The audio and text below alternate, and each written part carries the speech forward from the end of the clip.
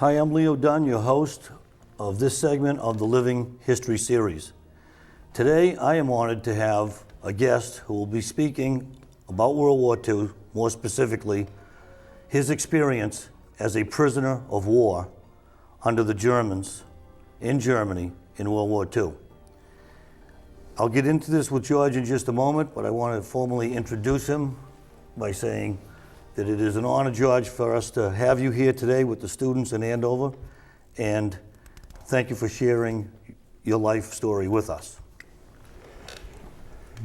I just want to say that I'm delighted to be a part of the Living History series, and I hope that I'll be able to speak to you about things that you want to hear about, things that perhaps you haven't thought about as far as the Second World War is concerned, and the ordeal of the prisoners of war in Germany. Mr. Dunn, thank you. George, welcome. All right, let's get right to the beginning, because that's always the best place to start. But I mean the beginning of your experience in the service. You grew up in Drake, Mass. Yeah. And can you take it from there when you first were called to the service of your country? I was not, I didn't enlist, I was drafted because I already had 3 older brothers who were in the service at the time, and I thought I was needed at home. So I was drafted in 1942, in the summer of 1942, and assigned to the, what at that time was known as the Army Air Corps. There was no separate Air Force. We were under the auspices of the Army. And I trained in many places throughout the country, kept advancing in ranks as I went along. I started off, of course, as a private, and I ended up as a tech sergeant, and those who don't understand, that's 5 stripes. The next step would have been an officer. And eventually I was assigned to a crew as an engineer on a B-17, an engineer gunner. Those of you who are familiar with the B-17, that's the ship that was called the Flying Fortress, and there were 10 men in the crew. And my position was to stand between the pilot and co-pilot and help them as far as reading the instruments, and perhaps I knew more about the airplane itself than the pilot or the co-pilot knew, because I had studied all phases of the plane itself. And my guns were in the top turret. That was the bubble that's on top of the B-17, the glass bubble. That's where my 250 caliber machine guns were, and whenever we got into combat, of course, I had to get in that position to fire those guns. And eventually we were shipped to England. I don't know, is there anything that... Yeah, I wanted to ask you, so you were trained in the United States, you go to England, and you begin bombing missions over Germany. Yeah. What were those missions like? How early, was it always at the same time of day, or how many days in a row did you go on missions in that one B-17 with your regular crew? Yeah. Can I first tell you that we had to bring our own airplane over to England. They gave us a brand new airplane in this country, and they said, now this is your plane, fly it to England, and it's going to be your plane when you're there. And we had to fly down through South America. We made 2 stops in South America, and spent 1 or 2 nights at each stop while they checked the airplane, because now it's like when you get a new car and you have to break it in. Well, we did the same with the airplane. And then we flew over to Africa, and we had 2 stops in Africa on the way up, and we did the same thing there. So it took us quite a while to get to England in the first place. And then we were assigned to the 100th bomb group, which was known as the Bloody 100. For some reason, the Germans didn't like the 100th bomb group. And no matter how many groups were flying over Germany dropping bombs, they sought out the 100th, and they fought with us more than they did with the others. So anyway, we, to get back to what you asked, we were assigned to a Quonset hut with another crew. There were 2 crews in each Quonset hut.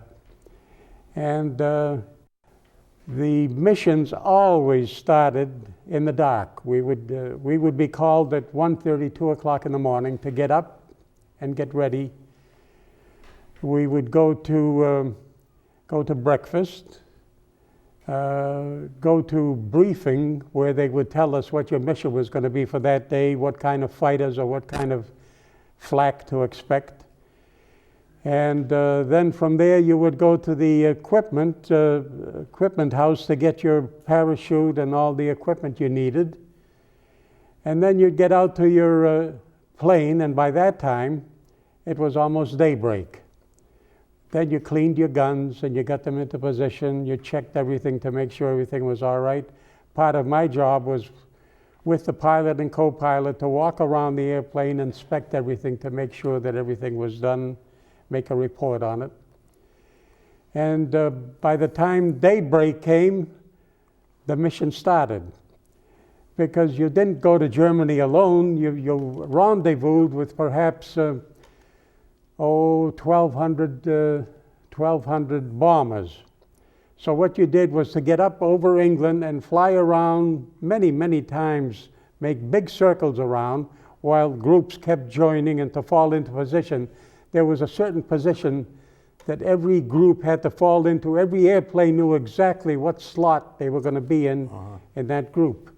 And it had to be so, because that's why we survived as long as we did, because they tried to make it so the German fighters wouldn't be able to fly through the formation because of the position of the airplanes. Of course, they got in anyway because we were shot down so often.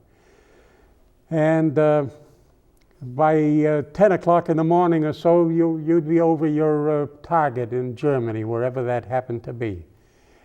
We always flew in at about 30,000 feet.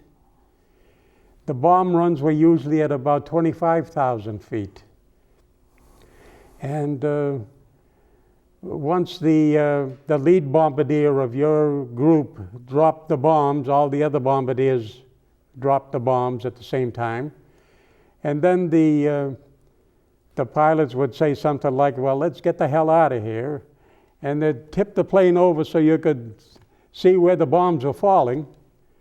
And then a little evasive action so you could avoid the flak and any fighters that might be in the area, and head back home. And you'd get home late afternoon, usually. Yeah. So like all in a day's work, if mission was accomplished. Yeah. And by that time you were pretty hungry and pretty tired and cold, because it gets very cold up there. You know, the planes that you might fly in today, if you're taking any trips, they feel so comfortable. Well, we didn't have any comfort at all. There was no place to even sit. And it was cold. And when you get up to 30,000 feet, it would get to 50 below zero. And what we had was of course, the winter clothes that we wore, plus we had what they called a flying suit, which you would plug in like an electric blanket.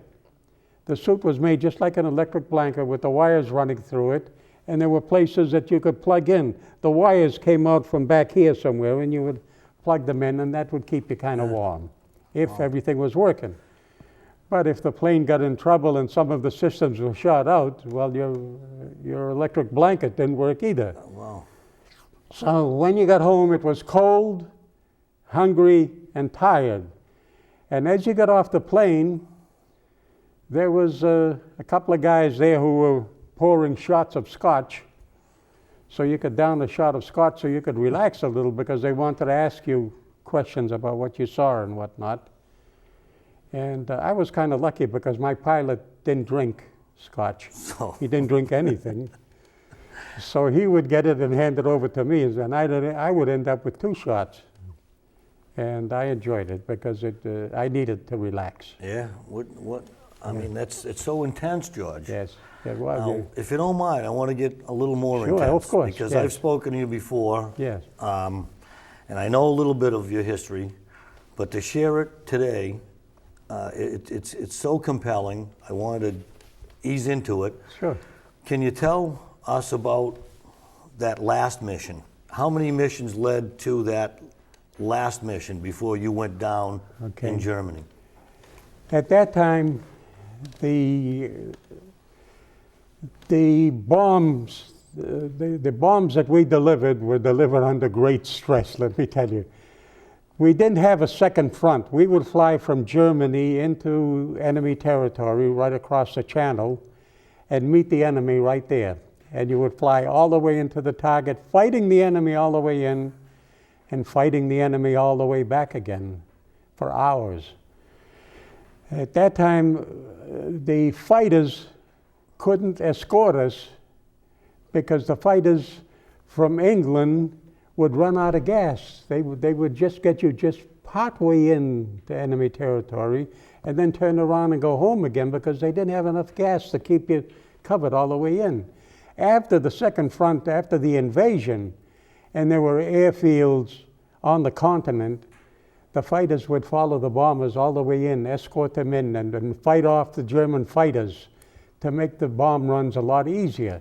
At that time, if you did 25 missions, you were sent back home because you had more than accomplished what you had to as far as your service in combat was required. Well, we were on our 20th mission. We had 5 more to go.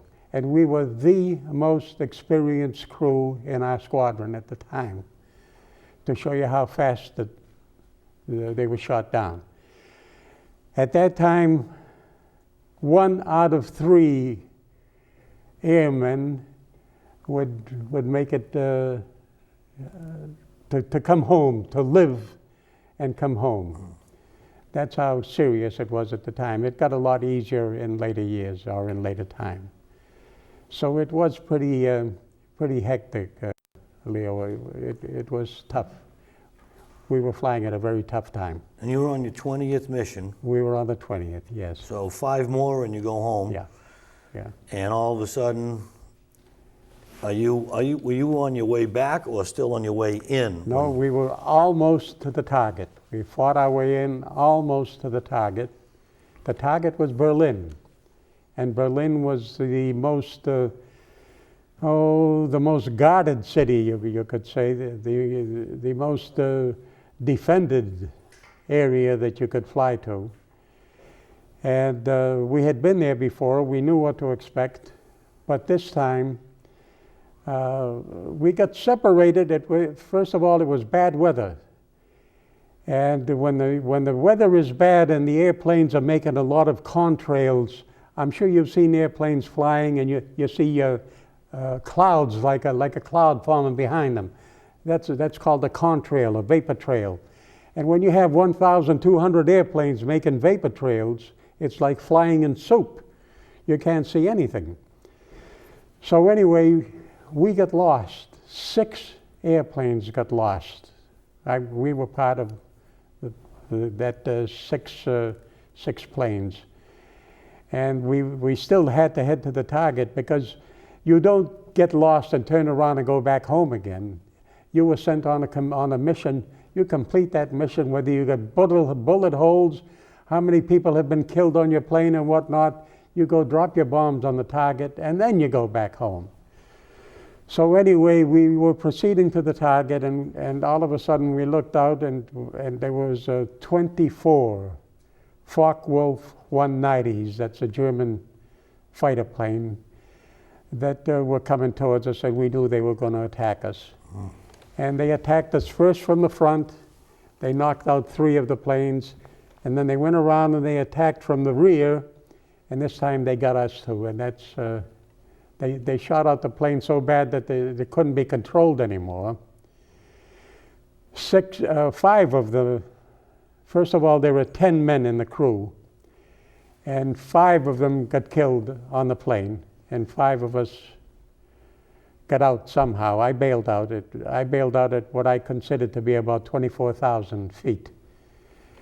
And I had never bailed out before. I didn't know what to expect. But they had told us, they tell you how to bail out, but You don't really get any lessons in it. And they told us count to 10. When you jump out of the plane, count to 10 before you pull the ripcord, so when the chute opens up, it doesn't get caught in the wreckage of the plane. Well, I never counted so fast in my life, let me tell you. And I pulled the ripcord, and not knowing anything, again, as I say, about parachutes, I saw, first of all, we wore a chest pack. And I saw coming out of the chest pack was a little tiny thing like a handkerchief, like a scarf or something that came out. And I said, oh my God, is that going to support me all the way down? But that was what they call the pilot chute. Once the air got into that and pulled that out, then it pulled out the rest of the chute out of the harness. Because there's no other way for that to come out without the harness getting all tangled up. If the harness gets tangled up, you're gone. There's no way that you can survive. So this pulled the parachute out, and I knew that I was going to be all right. Except that there were still clouds around, and the fighters were still around, and the Germans used to like to take pot shots at the people in the parachutes. And when I looked down, I couldn't see anything because there was a cloud cover down there, and it looked like you were looking down at snow, all snow. And I felt like I was just floating around up there. I didn't feel like I was falling. And then all of a sudden, of course I talked to God all the way down, I have to say that. Then all of a sudden I broke through the clouds and I could see the ground coming up to meet me, and the ground was coming up pretty fast. And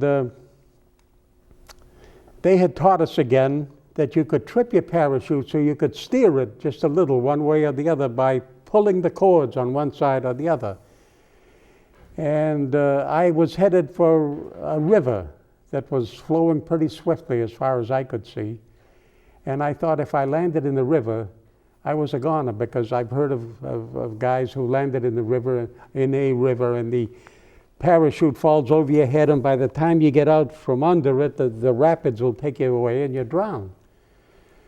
So I thought, well, I won't land in the river if I can help it. So I tripped my parachute to land in what I thought was going to be shrubs. From up there, you can't tell how tall a tree is, for instance. You're looking down at it. And what I thought was shrubs from up there happened to be big, tall trees. And when I stopped flying, I was hung up in the trees, just hanging in the trees with my parachute. So you hit the tree, and the parachute, feet first, yeah, yes, and everything else first. yes. And at that time, now there's injuries. You sustained injuries from the fall itself, but didn't you also have? Then you discovered you got hit with something before you even got out of the plane. I had injuries in the plane itself. Yes. First of all, there must have been a shell. I don't know what hit it. A shell must have hit the glass bubble that I was in, because all of a sudden I looked around and I didn't have a bubble anymore. I was out in the open, and I could feel blood trickling down my cheek from my eyes. So the pieces of glass from that bubble landed in my eye, little slivers of glass. And I reached down. I had a gabardine jumpsuit over all my other clothes, and there was a pocket on my knee that had a handkerchief. So I reached down and got the handkerchief to wipe the blood away so I could keep my guns going. And when I took out the handkerchief, I looked at the co-pilot. He was on his way out. And I said, "What are you doing?"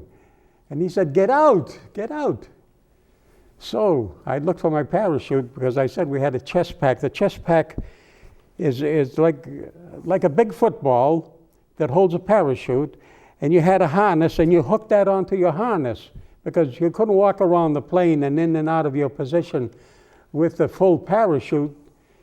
So you had a chest pack, and you put it on the floor near where you were. And I looked for it, and that was gone, because there were some holes in the plane, and it looked like a shell must have picked it up and taken it out.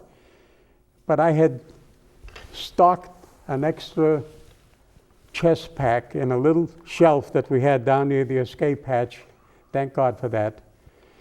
and I motioned to the co-pilot to hand it to me so I could hook it on and get out. I also had a bad wound in my left ankle and a bullet hole in my left arm here besides the other wounds. I know you said there were 5 survivors Yeah. out of a crew of 10. Did everyone get out of the plane? Oh, no. No. The 5 went down with the plane. The tail gunner, the ball turret gunner, the radio man, the who else was it? Who did I say? One of the waist gunners. Well, we have this. And I don't know if we can pick up this right here. Okay. Can they pick it up? Can I show you? Yeah, you can. Okay. First of all, this was a radio man. He went down. That's me. I was a handsome kid at that time, you know. And down here was the other waist gunner. This guy was the tail gunner. He was another waist gunner. This is the pilot. And he was the, what am I trying to say? He was the one who led us the, I don't know. the navigator. I couldn't think of the word. He was the navigator. He got killed on the plane also. Yeah. Oh boy.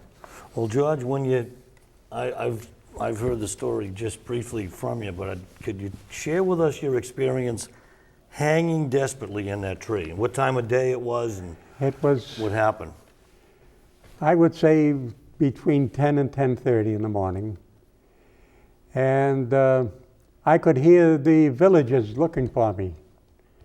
I landed in a rural area, and I could hear the villagers talking to one another and calling one another, and I knew that they were looking for me. At the same time, I was bleeding, and I said to myself, if they don't find me, if they never find me, I'm going to bleed to death, because there was no way that I could get out of that parachute.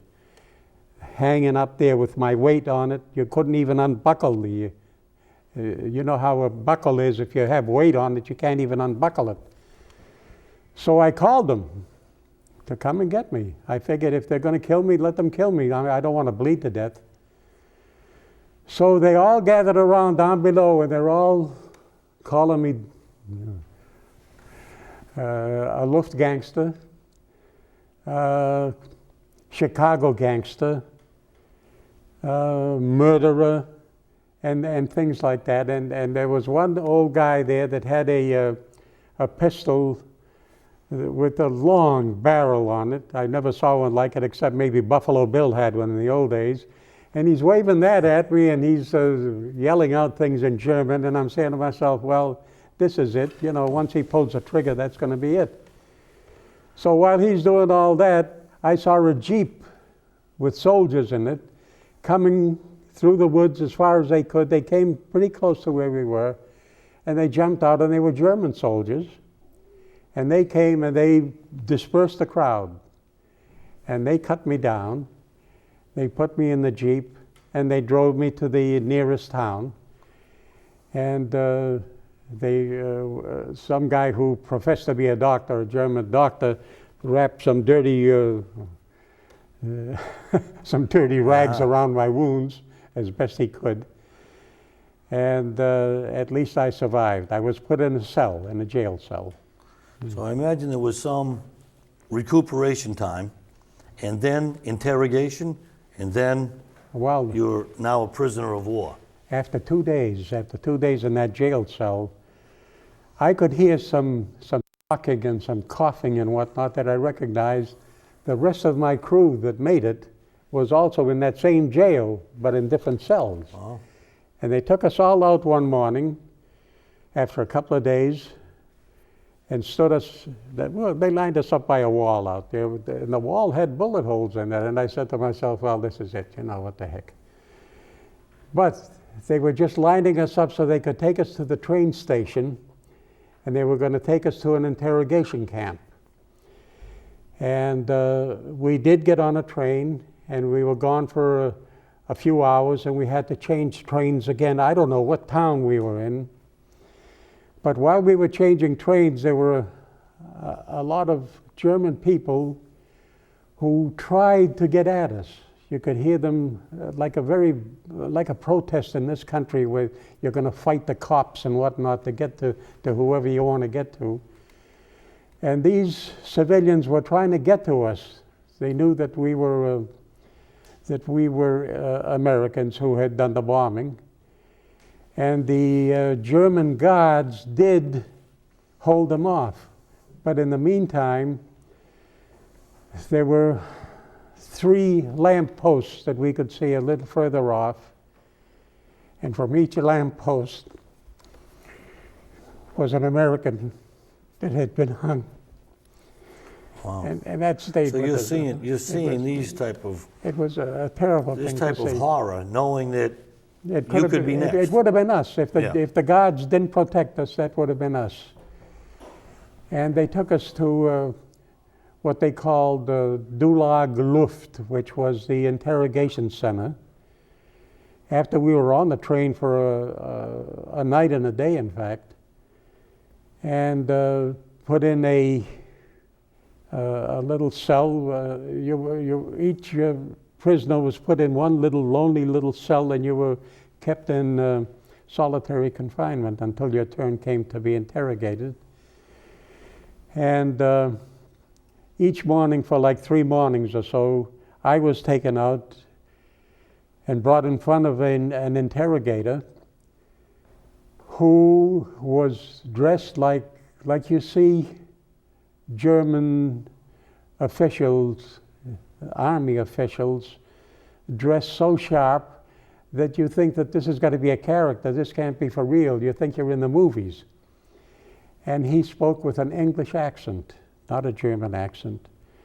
And he kept asking me questions, and the only thing that I could tell him was my name, rank, and serial number, and nothing further, of course. Name, rank, and serial number. And he kept saying, well, if you tell us, we can at least get you to a hospital and we'll take care of your wounds. Well, about the time he finished saying that, I think I passed out there. And they brought me to by some splashing cold water on me or whatever it took. And then he said, I want to tell you, you're a good soldier, he says. And we will take care of your wounds. And he says, in the meantime, I want to tell you, you didn't have to tell us anything. He had a book in front of him that they had sent for while I was out. And in that book, why they had picked me, I don't know. But then I found out that they did the same with the bombardier on my crew. They knew my whole history from the time I graduated from high school, where I worked, what other schools I attended, what schools I attended while I was in the service, how I had almost become an officer, and they knew everything about me. Yeah. In fact, just 2 days before we were shot down, my commanding officer was promoted to a full colonel. And they even knew that. They says, you don't have to tell us anything, we even know about your commanding officer. So that I was amazed by that. And I tell people that today, and some of them looked at me skeptically like, you got to be dreaming. Well, I wasn't dreaming, let me tell you. They had some intelligence that I wish we have for this Iraq war that we're in. Yeah. They knew exactly what they were doing. Well, George, now then when you go to what we would call a POW camp, inside Germany, cold that time of year, Yeah. and my generation and the next generation, we have pictures we have the movie, we can see The Great Escape, and on a lighter side, of course, Hogan's Heroes. Yes. Oh, if it could only be like that. could you describe the horror of that camp Yes. from your personal experience? Yeah. First, I want to say that I was in a couple of hospitals first. I was lucky that I got to the right people. First, I had been to a hospital where they took care of my ankle and my shoulder, but they didn't know anything about my eye, so they wouldn't take care of that. The person in charge of that hospital was an Australian captain. He was a doctor, And all the personnel in that hospital were prisoners of war. The nurses, what we call the male nurses and whatnot, they were all prisoners of war. And they did a good job, and I spent maybe a month there. And then he says, I can take care of your ankle, but I don't know anything about your eye. So I'm getting permission. He actually got permission because for some reason he liked me and we got along very well. And he had me sent to a hospital where there was a Scottish major in charge who was an eye doctor. And the eye doctor looked at my wounds, and he says, I don't want you to do any walking. He says, I'm not worried about your eye, but I'm worried about your ankle, to show you the difference between these two specialists. So anyway, my ankle did heal slowly, and he operated on me the best way he could. There are still pieces of glass in my eye, and I still suffer from it, in fact, but they can't get it because it's in a dangerous spot in the eye. And then from there, I was sent to the prisoner of war camp that was near Russia. At that time, the Germans had moved through Poland, and they had taken even a part of Russia. And as you said, it was cold, it was bleak, the weather was horrible. We had nothing to keep warm with. They would give us 1 bucket of coal a day. We had a little coal stove, and you'd try to put just a little coal at a time in it, at least to keep from freezing to death. The Red Cross in this country had sent over blankets and overcoats, and we slept with an overcoat and a blanket besides all your other clothes. There were 24 men in each room. I wish I could tell you how big the room was. It was probably as large as what, down to where that camera is and across, this size. 8 triple-decker bunks in that room, and 24 men lived in that room, and that was it. The food was almost non-existent. We got a loaf of bread. If I tell you that the bread was made out of half sawdust and half flour, half sawdust, real sawdust, and half flour, it was as heavy as a brick, and it was as hard to cut as a brick. We had one knife there, and it would take 2 men to push on that knife in order to cut through the bread.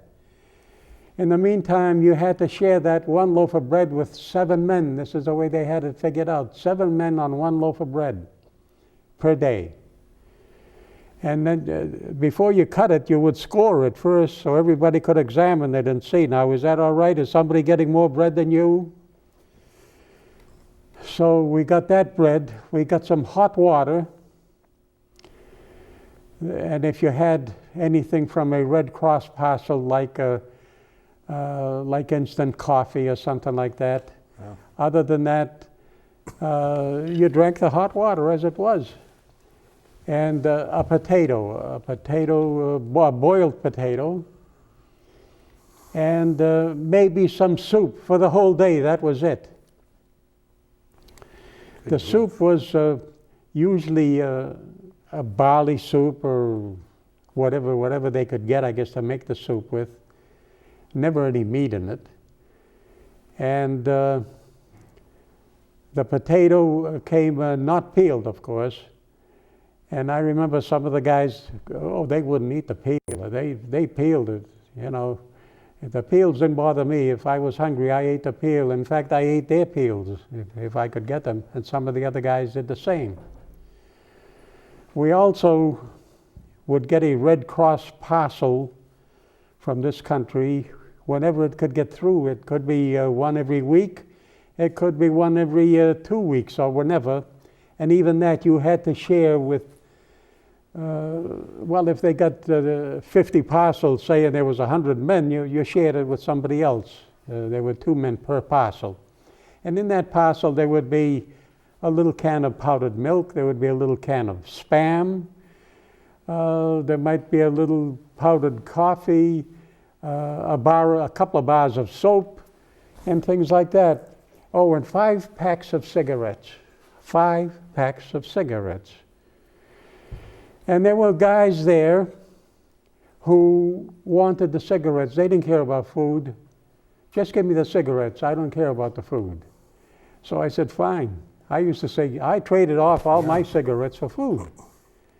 And I think I did a lot better. I came out of the camp a lot healthier than most of the guys.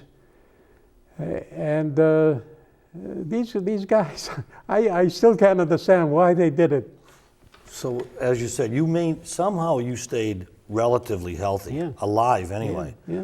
Did you watch some of your colleagues, your fellow soldiers, not make it? Did you have to see people in the camp that didn't make it? Yes. And the Germans, they didn't no, really they didn't. show too much concern. No. It was just part of the day. That's right. That's right. Yeah. In fact, I actually have seen a guy go nuts because being cooped up all this time, go crazy and go over and start climbing a fence. From up there, in the guard towers where they were, the perfect shot, you know. And the compounds where we lived, they had several barracks in each compound.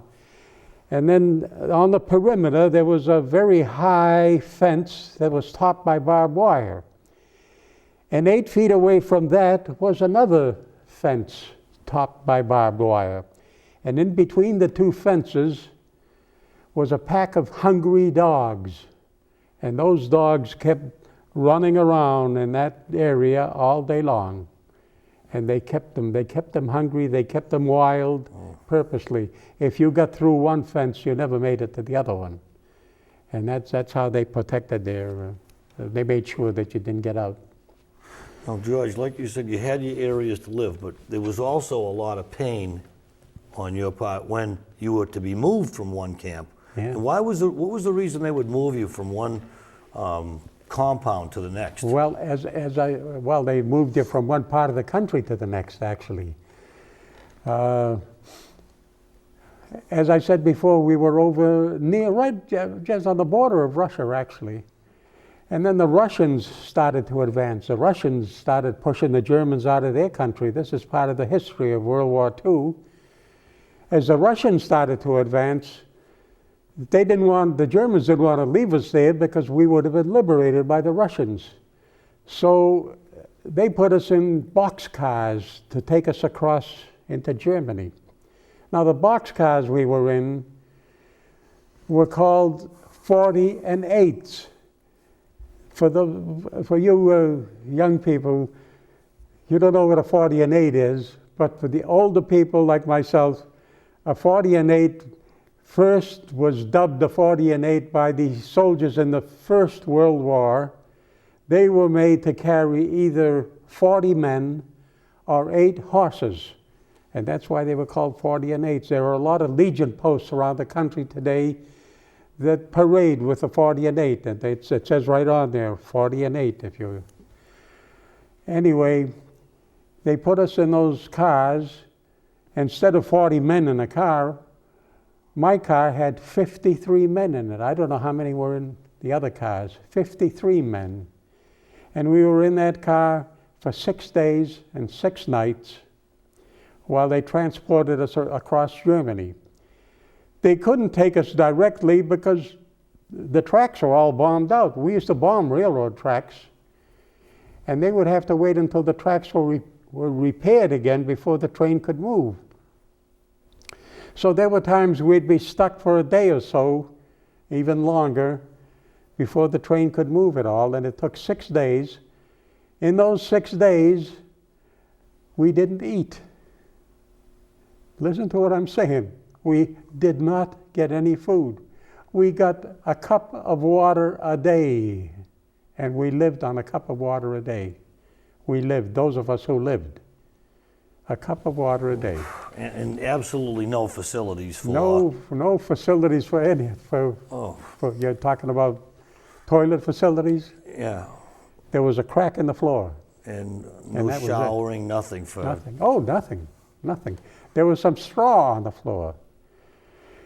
And every couple of days they would rake out the straw and put in fresh straw. There was not enough room for everybody to lie down, even though you were there for 6 days. So I don't know what they did in the other cars, but in my car, I actually asked the rest of my fellow prisoners to play fair, half of us to stand up and let the other half lie down for a while, and then take turns lying down, because you couldn't just stand up 24 hours a day forever. And we did lose a couple of guys in the car from dysentery and whatnot. It was terrible. So from there to another prison We camp. went to Nuremberg, this prison Nuremberg. camp. Nuremberg, yeah. Well, George, you've brought some of your ribbons, and I want to be able to display those Okay. and explain them. But before we do, I'd like to leave on kind of a higher note. Okay. Could you explain the last few days, or even the last day, as you were liberated, as Okay. you were freed? First, we had to be moved again because the British and the Americans were advancing from that part of the country. And they had to move us south, down towards Austria. And this time we were on what was called a forced march, and we marched for 16 days. We slept in barns on the way, slept in fields, wherever, begged for food when we walked through little towns. It was rough, but at least it was out in the open. And if we came to a river or a lake or something, we were allowed to go in, clothes and all, and at least get washed up. And if I tell you that once the clothes dried afterwards, many of us would take our clothes off in a sunny spot where it was warm and pick off all the lice and everything, because you know, here you are almost a year without ever having taken a bath. There was no way. And the same clothes that you wore, you slept in, you traveled in, you did everything. So we'd pick off all the lice and put them back on again. And anyway, we ended up at a place called Mooseburg, way up in the mountains. And there they had gathered prisoners of war from every country. They had us all gathered together, and they had tents, many, many, many tents all over the place. And we slept on the ground in the tents. And it was cold, especially at night. It would get very cold. And you slept so close together. The bodies were all, actually you could feel the guy on each side of you where you were sleeping. And you didn't mind it because you got the body warmth. And I remember talking to one of the high schools one day here in the area, and I told him that I was afraid to get too close. I didn't want the guy to think I was gay, and they got the biggest kick out of it. But anyway, General Patton, after we were there for a couple of weeks, actually, that's all it took, General Patton's army caught up to us, and General Patton himself was in the first tank that came down, knocked down the gates of the camp, and he came into the camp with the first tank, and he stood up in the tank, and let me tell you, that was a sight to behold. But before, we knew that they were coming because you could hear the guns coming closer every day. You knew that eventually the guns would be there and the soldiers would be there with them. And the last couple of days, it got so the guards from our camp were on one side of the camp, and the Americans were on the other side, and they were lobbing shells at one another. And here we were with the lobbed shells going over our heads. And I remember trying to hide behind a tree, thinking that I had shelter. And then I looked at the size of the tree, was no bigger around than that, and I was hiding behind it, thinking I was protected. But that's how desperate you got. Yeah. An ordeal. And then in a minute, I don't know where they came from, a minute after General Patton was there, flags broke out all over the camp. Now, where these men had hidden the flags, I don't know. Many of them were were flags that they put together with pieces of cloth. And they sewed them together just for that day when they would be liberated again. And flags appeared all over, and it was probably one of the happiest days of my life. I weighed a little more than 100 pounds when I was liberated. I was more than 6 feet tall. My normal weight was about 175 pounds. And when I was liberated, I weighed 100 pounds. And I fared better than a lot of them because, like I tell you, I gave my cigarettes away for food. Yeah. I ate the potato peels. Now you pay a lot of money for potato peels, don't you? Potato skins. At that time, these guys who came from rich homes and whatnot said, "To hell with it, I don't want to eat potato peels." Well, I ate them, and I was happy to have them. We're all glad you did, because you're here because of it. Thank you. Thank you.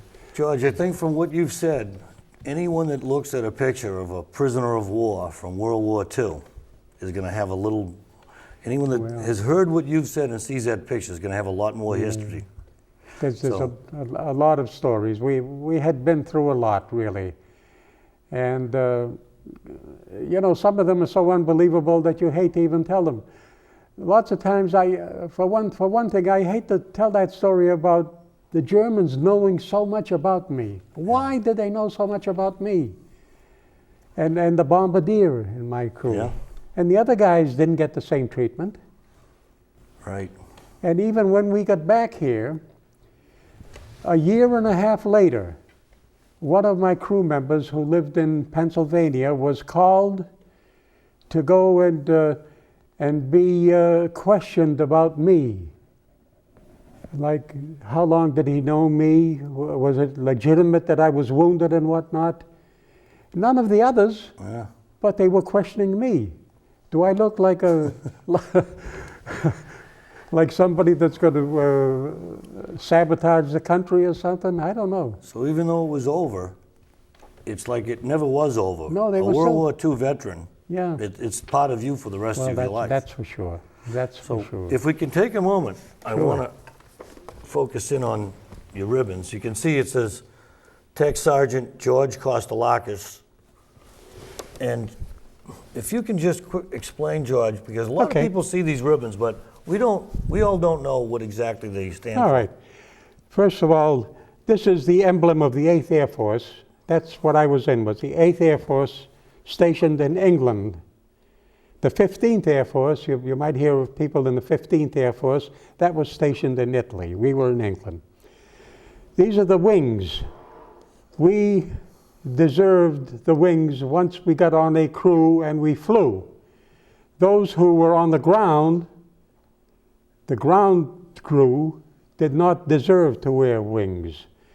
Once you got into combat, after your first combat mission, you had a blue piece of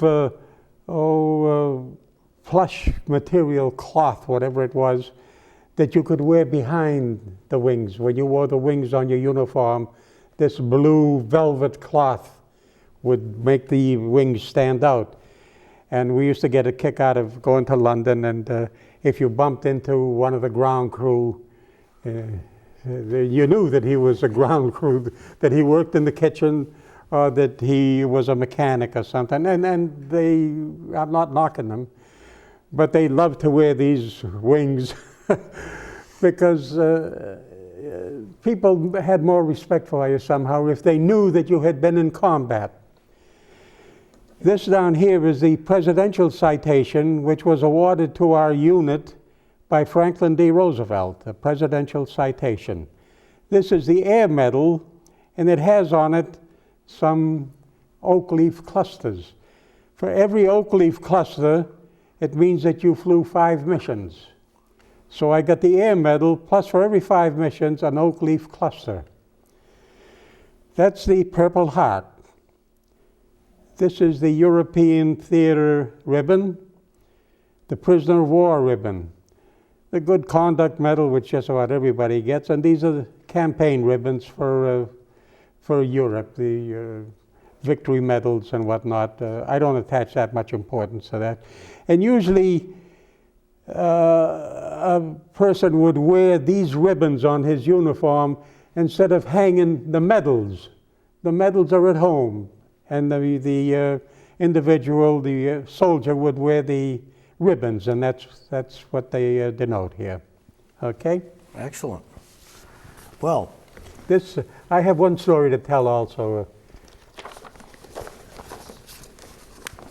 This is me during the war. right there. Right there, okay? Okay.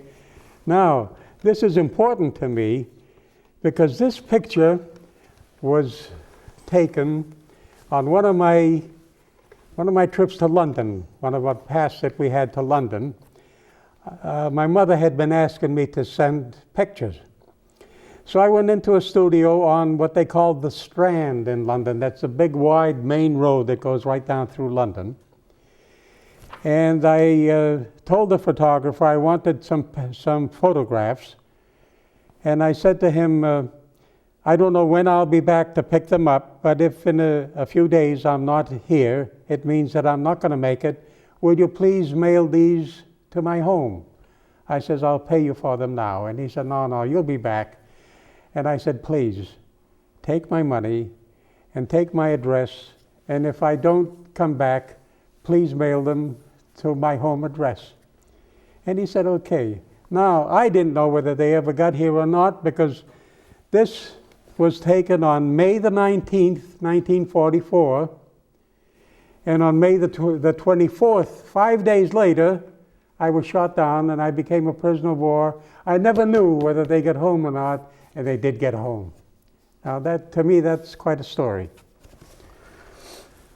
George, the whole story is quite a story. Well, and I can't thank you enough for being part of the living history. Well, I know everyone's going to enjoy watching you and your story and your life story. I'm glad to have been a part of it. I hope everybody enjoyed it. And thank you all for putting up with it. Thank you, Leo. George. You're an incredible person and a great veteran. Thank you so much.